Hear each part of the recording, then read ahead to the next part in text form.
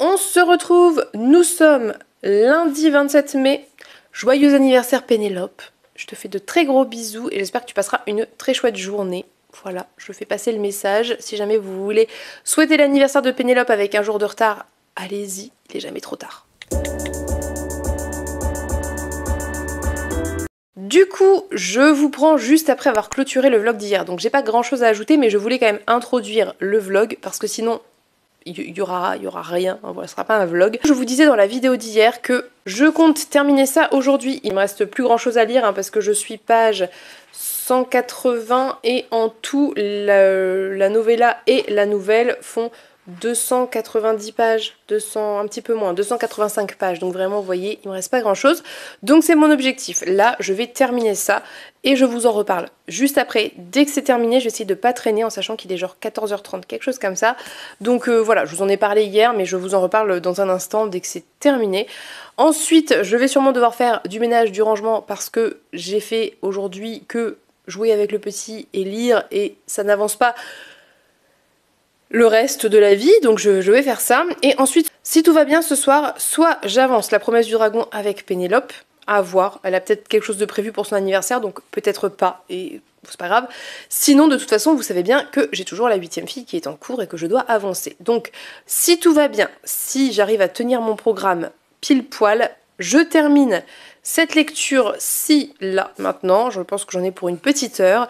Et ensuite, je ferai ma vie et ce que j'ai à faire pour clôturer, je l'espère ce soir si tout va bien, avec une autre lecture avancée. C'est ce que je souhaite. Je vous ai dit aussi dans le vlog d'hier que j'avais attaqué le tome 8 des Aventuriers de la Mer de Robin Hobb. J'en ai parlé hier, j'ai rien à ajouter pour le moment puisque je lirai que ce soir, donc je vous en reparlerai sûrement plus tôt demain. Voilà, je pense que c'est déjà pas trop mal pour introduire cette vidéo puisque je n'ai avancé aucune lecture par rapport au plan que je viens de tourner pour clôturer la vidéo de lundi. C'est ça. Voilà, donc je vais vous laisser pour cette petite introduction. Je voulais juste, voilà, ouvrir ça et vous dire quels étaient les projets. Comme ça, je pourrais vous dire si j'ai réussi à tenir mes projets, mes plans, mes objectifs de la journée ou pas. J'essaie vraiment, avant que ce soit l'heure d'aller chercher le grand à l'école, de terminer mon bouquin et de vous reprendre de façon à ce qu'on ait plusieurs plans dans ce vlog, quitte à ce qu'il soit court. Ça sera aussi peut-être très sympa d'avoir ça sous ce format-là. Donc je vous laisse, on se dit à plus tard. On se retrouve, il est 17h45 je crois. J'ai récupéré l'enfant numéro 1 à l'école. J'ai mon rouge à lèvres qui s'est barré. Écoutez, c'est un peu la course là, parce que j'ai fait du rangement, etc. Et je vous prends avant de rentrer dans le tunnel du soir. Voilà. J'ai terminé la lecture de cet ouvrage et ça va être très difficile d'en parler. Il faudrait que je lise, je n'ai pas encore fait, la postface où il y a des notes sur la vie de l'autrice et peut-être aussi sur cette œuvre, des explications. Je ne sais pas, je m'y pencherai après, au pire je vous reprendrai, je pense que je clôturerai demain de toute façon, donc je vous redirai. Mais c'est assez déstabilisant parce que c'est un bouquin qui a beaucoup de qualité, l'écriture, j'aime beaucoup les personnages, j'aime beaucoup de la modernité qui se dégage du texte alors qu'il est ultra vieux, qu'il a plus de 100 ans, j'ai beaucoup aimé l'ambiance particulière aussi qui s'en dégageait, mais j'ai l'impression de n'avoir rien compris à ce livre. Honnêtement, j'ai l'impression de n'avoir rien compris du tout. Je pense qu'il y a une espèce de lecture littérale un peu obscure et une lecture plutôt métaphorique et je n'ai saisi un peu ni l'un ni l'autre, je sais pas trop vous dire en fait. Donc je sais pas quoi en penser, honnêtement. J'ai l'impression qu'il faudrait que je le relise, mais j'en sors et j'ai pas envie de le relire, donc je ne sais pas. Je vais me renseigner, je vais regarder ce que dit la postface et je vous en reparlerai. Mais c'est vrai que c'est assez perturbant parce qu'on a un peu cette impression, quand on lit ce texte, qu'il y a vraiment, et ça semble un peu évident, vous allez me dire, qu'il y a vraiment ce truc autour du fort intérieur qui est un lieu dans le bouquin, mais qui est aussi en fait notre intériorité.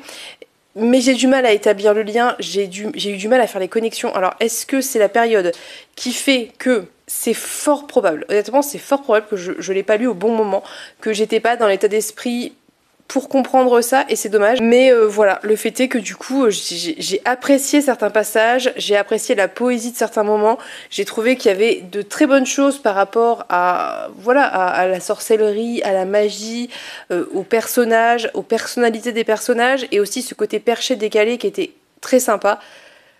Mais je ne sais pas quoi en dire parce que vraiment, sincèrement, je ne sais pas si j'ai compris. Et je pense peut-être qu'il me manque un contexte, une clé de compréhension, ce qui évidemment rend le texte obscur et pas accessible à tout le monde. Peut-être qu'il y a aussi un décalage par rapport à l'époque. Entre le moment où ça a été écrit et maintenant, peut-être qu'il y a des références que je n'ai pas. Je ne sais pas, je ne sais pas vous dire. Je peux pas dire que j'ai pas aimé cette lecture parce que j'ai ressenti des choses en le lisant, parce qu'il y avait de bonnes choses, comme je vous ai dit précédemment. Mais vraiment, cette impression d'incompréhension globale est assez étonnante. Ça m'arrive pas très souvent. Donc voilà.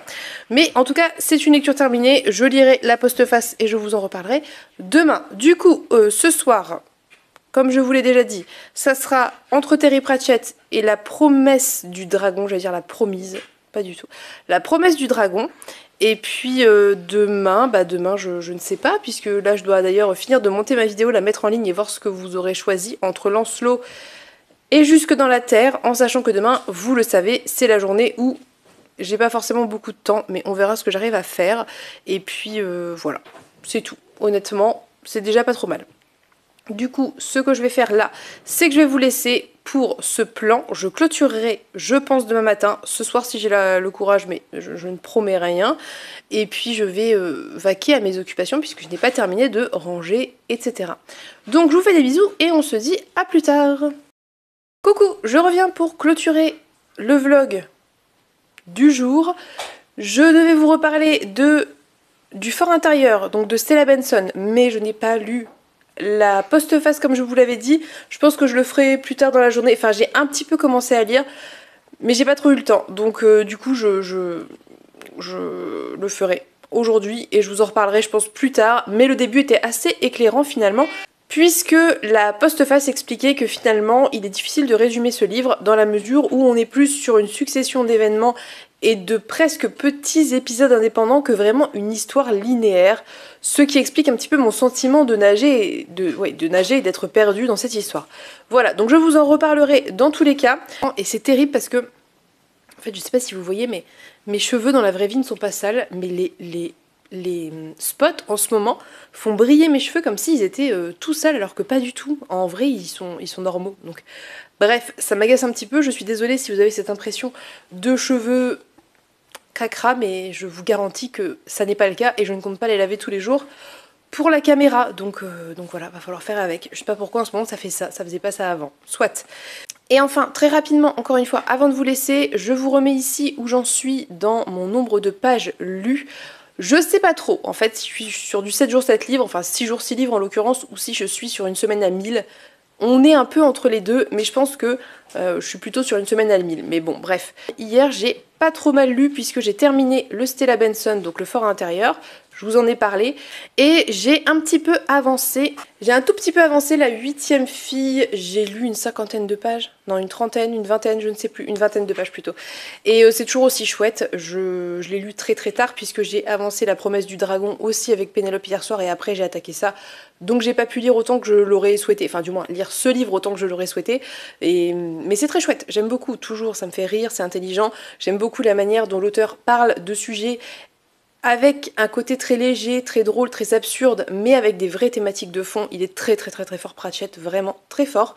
Si vous aviez essayé les tomes 1 et 2 des Annales du Disque Monde et que vous n'aviez pas aimé, essayez quand même vraiment ça parce que c'est beaucoup plus simple à lire, beaucoup plus compréhensible et vraiment ça passe tout seul.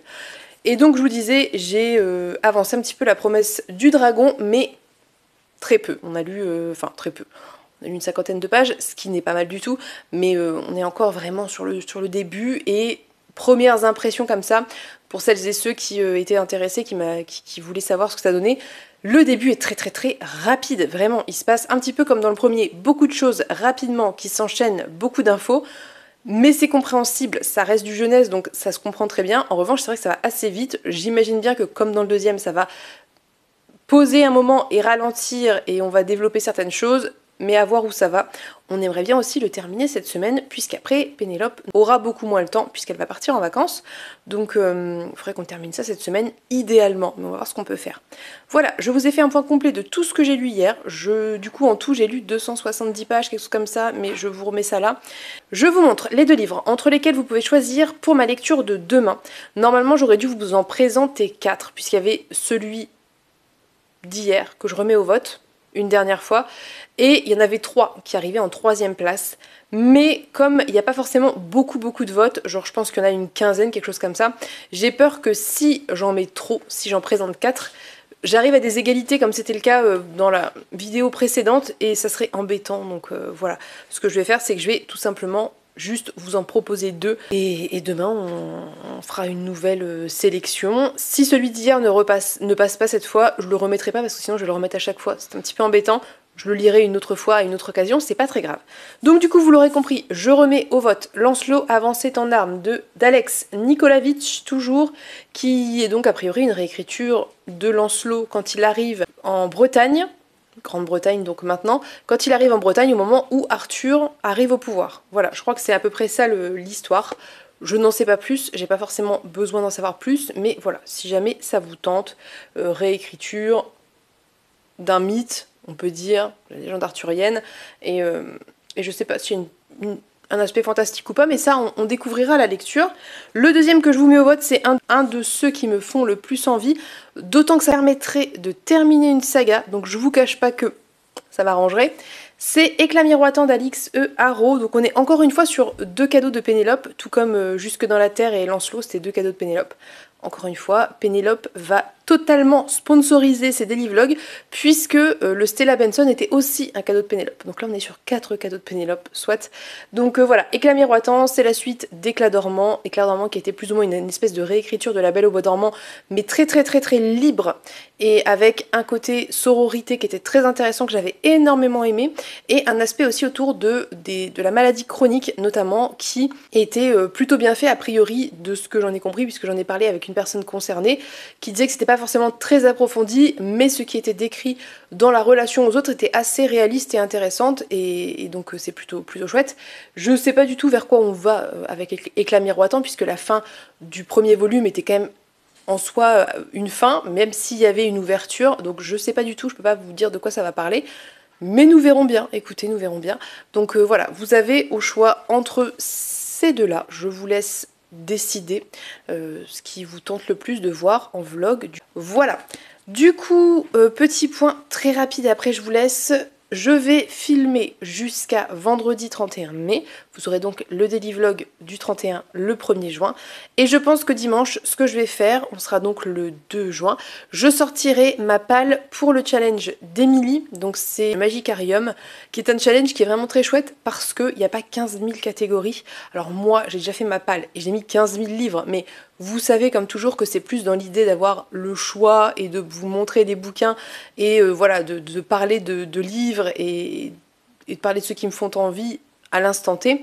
Mais encore une fois, je lirai probablement pas tout et c'est plutôt une pioche à lire que vraiment une pile stricte. Donc voilà, je pense que dimanche c'est ce que je ferai. Je vous sortirai une petite palle pour ce challenge que je trouve très chouette. Donc je vous remettrai d'ailleurs sa vidéo en barre d'infos si jamais ça vous intéresse. Un petit challenge très mignon, très bien pensé, très chouette. En plus, Émilie était très stressée de présenter son challenge alors qu'il est vraiment très cool. Vraiment, j'aime beaucoup tout l'imaginaire qu'elle a développé autour et c'est très prometteur même pour les années à venir. Bref, voilà le programme pour les vidéos. Daily vlog jusqu'à samedi, dimanche pâle et lundi on repart sur des vidéos normales. Tout simplement. Soit, sur ce, je vais maintenant vous laisser. Je vous souhaite à tous et toutes une très belle soirée, très bonne journée. Je vous fais de gros bisous et on se dit à demain pour un nouveau daily vlog. Bye bye!